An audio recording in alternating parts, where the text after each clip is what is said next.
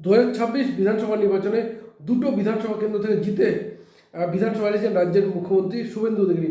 একদিকে যেমন নন্দীগ্রাম, যে নন্দীগ্রাম তাকে পরিচিতি দিয়েছে, তাকে রাজনীতি আজকে এই জায়গায় পৌঁছেছে, সেই নন্দীগ্রাম থেকে জিতেছেন। ঠিক তেমনই রাজ্যের সবচেয়ে হাই ভোল্টেজ বিধানসভা কেন্দ্র ভবানীপুর, সেই ভবানীপুর বিধানসভা কেন্দ্রে রাজ্যের প্রাক্তন মুখ্যমন্ত্রী মমতা বন্দ্যোপাধ্যায়কে হারিয়েও তিনি বিধানসভায় পৌঁছেছেন। ফলে দুটো বিধানসভা থেকে জিতে বিধায়ক হয়েছেন। এবার প্রশ্ন ছিল তিনি কোন বিধানসভা কেন্দ্রটি রাখবেন, নন্দীগ্রাম না ভবানীপুর। কিন্তু এখনও বিধানসভায় শপথ গ্রহণ শুরু হতেই তিনি কিন্তু ভবানীপুরের বিধায়ক হিসেবেই শপথ গ্রহণ করলেন, ফলে ছেড়ে দিলেন নন্দীগ্রাম বিধানসভা কেন্দ্র। ফলে সবচেয়ে বড় প্রশ্ন, যে নন্দীগ্রাম তাকে পরিচয় দিয়েছে, তাকে আজকে বিখ্যাত করে তুলেছে, সেই নন্দীগ্রাম তিনি কেন ছেড়ে দিলেন, কেন ভবানীপুর বিধানসভা কেন্দ্র তিনি ভবানীপুর কেন্দ্রের বিধায়ক হিসেবে শপথ গ্রহণ করলেন, সব কিছু আলোচনা করবো আজকের এই ভিডিওতে। নমস্কার, আমি সত্যজিৎ। রাজ্যের মুখ্যমন্ত্রী শুভেন্দু অধিকারী এবার যে জয়, বিজেপির জয়ের অন্যতম প্রধান কারিগর তিনি। কারণ 2021-এ যখন বিজেপিতে এসেছিলেন তিনি একেবারেই নতুন ছিলেন এবং তাকে কোণঠাসা করার জন্য তৃণমূলই কিন্তু কৌশল সাজিয়েছিল নন্দীগ্রামে মমতা বন্দ্যোপাধ্যায় নিজে প্রার্থী হয়ে। ফলে সেবারে তিনি কিন্তু পারেননি, দলকেও জয় নিতে পারেননি বা নিজেও কিন্তু সেভাবে মেদিনীপুর জেলা বিজেপিকে সাফল্য এনে দিতে পারেনি। কিন্তু 2026 সালে কিন্তু সিচুয়েশন পুরোপুরি আলাদা। কারণ নন্দীগ্রাম তাকে হারানোর সম্ভব নয়, মমতা বন্দ্যোপাধ্যায় খুব ভালো করে বুঝেছিলেন। পর নন্দীগ্রাম নিয়ে তৃণমূলের কোনো পরিকল্পনা ছিল না, ফলে বিজেপি কিন্তু তার পরিকল্পনা স্থির করতে থাকে বা রণকৌশল ভবানীপুরকে কেন্দ্র করে। অর্থাৎ ভবানীপুর কয়েক মাস আগে থেকেই শুভেন্দু অধিকারী সেখানে ভবানীপুরে যান, তিনি পার্টি অফিস খোলা থেকে শুরু করে জনসংযোগ করছিলেন। হুঙ্কার চাচ্ছিলেন যে নন্দীগ্রাম থেকে ভবানীপুর জেতা তার কাছে অনেক ইজি, এবং তিনি এটাও বলছেন যে ভবানীপুরেই তিনি মমতা বন্দ্যোপাধ্যায়কে হারাতে চান। এরপরে জল্পনা চলছিল, অনেকাংশে আশঙ্কা করছেন যে শুভেন্দু অধিকারী হয়তো ঝুঁকি নেবেন না ভবানীপুরে প্রার্থী হওয়ার। দেখা গেলো শুভেন্দু অধিকারীকেই বিজেপি কিন্তু প্রার্থী করেছিল এবং শুভেন্দু অধিকারীকেই সামনে রেখে বিজেপি তার রণকৌশল স্থির করেছিল। ভবানীপুর এবং নন্দীগ্রামের প্রার্থী হন এবং জয়লাভ করেন দুটো বিধানসভা কেন্দ্র থেকে। এরপরেই গতকাল শপথ নিলেন, তাতে ভবানীপুর বিধানসভা কেন্দ্র রাখলেন। তার অন্যতম প্রধান কারণ ভবানীপুর বিধানসভা কেন্দ্র তিনি যদি ছেড়ে দিতেন তাহলে তৃণমূলের কাছে একটা বড় অ্যাডভান্টেজ হয়ে যেতে পারতো বা নিজেদের ফেরানোর। তখন ভবানীপুর অবশ্যই তৃণমূলের গড়, মমতা বন্দ্যোপাধ্যায় বেড়ে ওঠা বা তার রাজনৈতিক সমস্ত কিছু কিন্তু এই ভবানীপুর থেকে। ফলে ভবানীপুর বিধানসভা কেন্দ্র যদি ছেড়ে দিতেন শুভেন্দু অধিকারী, ভবানীপুরে যদি উপনির্বাচন হতো তাহলে আবার হাড্ডাহাড্ডি লড়াইয়ের মধ্যে একটা কিন্তু পরিস্থিতি তৈরি হতো।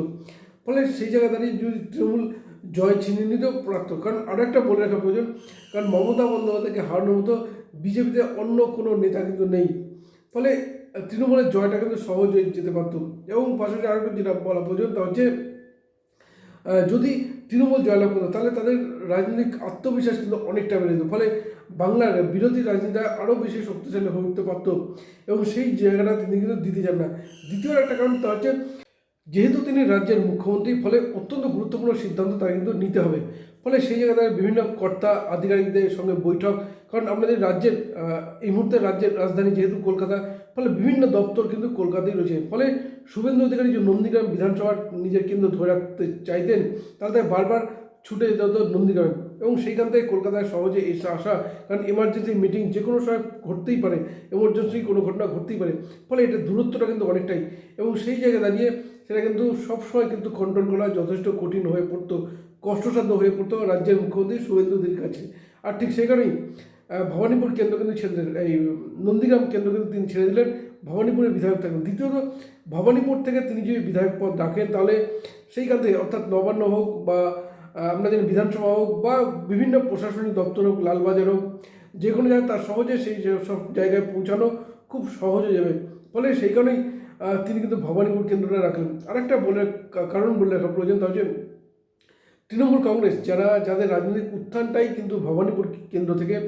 ফলে শুভেন্দু অধিকারী যদি ভবানীপুর কেন্দ্র ছেড়ে দিতেন তাহলে তার ফেরার রাস্তাটা পেয়ে যেত।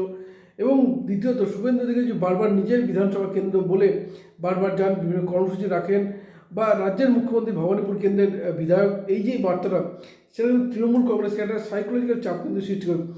ফলে সেই কারণে তিনি কিন্তু ভবানীপুর কেন্দ্রে রাখলেন। অর্থাৎ তৃণমূল কংগ্রেস কোনো কিছু নিয়ে যদি তার কুটি সাজানো, তার পরিকল্পনা সাজানো, সেটা ধাক্কা খাবে কিন্তু এই একটা কারণ। আরেকটা, যেহেতু তিনি রাজ্যের মুখ্যমন্ত্রী, ফলে তিনি কোনো রাজনৈতিক সভা করতে গেলে তার যে নিরাপত্তা, সেই নিরাপত্তা কিন্তু বেষ্টনী কিন্তু তৈরি হয়ে যাবে। ফলে তিনি সেখানে পৌঁছানো মানবে সেই সমস্ত এলাকার মানুষের কাছে মেসেজ পৌঁছে যাবে যে রাজ্যের মুখ্যমন্ত্রী এখানে আসছেন, সেটা রাজনৈতিক সভা হোক বা প্রশাসনিক। ফলে এটাও কিন্তু রাজনীতি একটা মানুষ জনমানুষের কিন্তু যথেষ্ট প্রভাব ফেলে। মুখ্যমন্ত্রীরা খুব ভালো করে জানেন, আর ঠিক সেই কারণেই নিজের গড় অর্থাৎ নন্দীগ্রামের কথা যদি বলতে হয়, কারণ শুভেন্দু অধিকারী 2006 সালে প্রথমবারের মতো জিতে বিধায়ক হয়েছিলেন। 2009-এ তমলুক লোকসভা কেন্দ্রে জিতে সাংসদ হন, কিন্তু তারপরে 2014 আবারও সাংসদ হন। কিন্তু যখন তাকে বিধায়ক হতে বলা হয়, রাজ্যের দায়িত্বে গুরুত্বপূর্ণ দায়িত্বের মধ্যে পান, সে সময় তিনি কিন্তু নন্দীগ্রাম কেন্দ্র থেকেই বিধায়ক হয়েছিলেন। এবং সেই নন্দীগ্রাম পরবর্তীতে তিনি সেই নন্দীগ্রাম কেন্দ্র থেকে বিধায়ক হয়ে রাজ্যের বিভিন্ন অত্যন্ত গুরুত্বপূর্ণ মন্ত্রীদের দপ্তর সামলেছেন, বেশ কয়েকটি জেলার অবজারভার ছিলেন।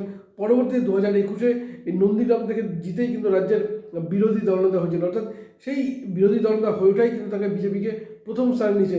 আর সেইখানে দাঁড়িয়ে শুভেন্দু অধিকারী কিন্তু নিজের গড় নন্দীগ্রামকে ছেড়ে কিন্তু ভবানীপুর কেন্দ্রকেই কিন্তু ধরে রাখলেন, যেটা কিন্তু বাংলার রাজনীতির জন্য অত্যন্ত গুরুত্বপূর্ণ।